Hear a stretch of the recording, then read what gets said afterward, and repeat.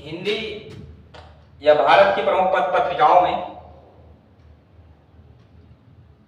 भारत की सबसे पहली पत्रिका बंगाल गजट रही है। बंगाल गजट में अंग्रेजों द्वारा बंगाल का बजट पेश किया गया था। इस पत्रिका में एक साप्ताहिक पत्रिका थी जो 1780 में पहली बार प्रकाशित हुई थी बंगाल से, और इसके संपादक James Augustus Hicky. Bengal Gazette भारत की पहली पत्रिका है। भारत की पहली पत्रिका। संपादक कौन है? James Augustus Hickey.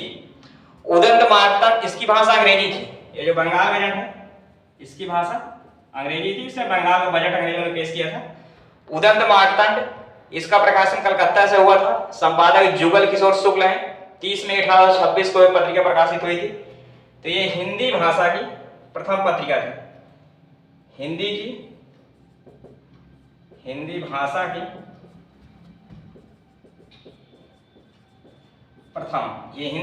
की प्रथम पत्रिका थी जिसका प्रकाशन 30 मई 1826 को कलकत्ता से हुआ। संपादक जुगल किशोर शुक्ल हैं और इसीलिए 30 मई को मनाया जाता है हिंदी पत्रकारिता दिवस।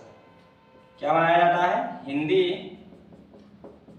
पत्रकारिता दिवस 30 मई को मनाया जाता है। बंगदूत 1829 में प्रकाशित हुई बंगाल से। बंग शब्द से आप समझ सकते हैं, बंगाल से प्रकाशित हुई थी। संपादक राजा राम मोहन राय थे। ये पहली पत्रिका थी जो 4 भाषाओं में प्रकाशित हुई थी, बंगला, हिंदी, उर्दू और अंग्रेजी।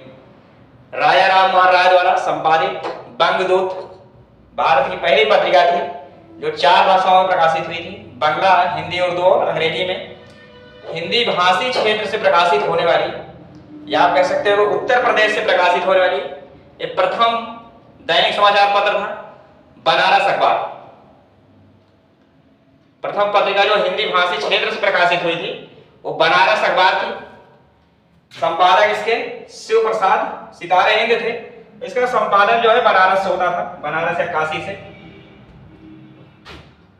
तो ये अंग्रेजी भाषा की थी। ये भारत की पहली पत्रिका है। ये हिंदी भाषा की प्रथम पत्रिका है। उदंत मार्तंड 30 मई 1826 को कलकत्ता से प्रकाशित हुई। संपादक जुगल किशोर शुक्ल हैं, इसलिए 30 में मनाया जाता है हिंदी पत्रकारिता दिवस। ये राजा राम मोहन राय द्वारा संपादित की गई, बंगाल से प्रकाशित होती थी। बंगला, हिंदी, उर्दू, अंग्रेजी 4 भाषाओं में प्रकाशित होने वाली पहली पत्रिका है। ये हिंदी भाषी क्षेत्र या उत्तर प्रदेश से संपादित होने वाली, प्रकाशित होने वाली पहली पत्रिका रही है, जिसके संपादक शिव प्रसाद सितारे हिंद हैं। सरस्वती का संपादन काशी से शुरू हुआ था और इसके प्रारंभिक जो संपादक रहे हैं चिंतामणि घोष और श्याम सुंदर दास रहे हैं। चिंतामणि घोष और श्याम सुंदर दास सरस्वती पत्रिका के प्रारंभिक संपादक हैं। 1903 से लेकर 1920 तक इसका संपादन महावीर प्रसाद द्विवेदी ने किया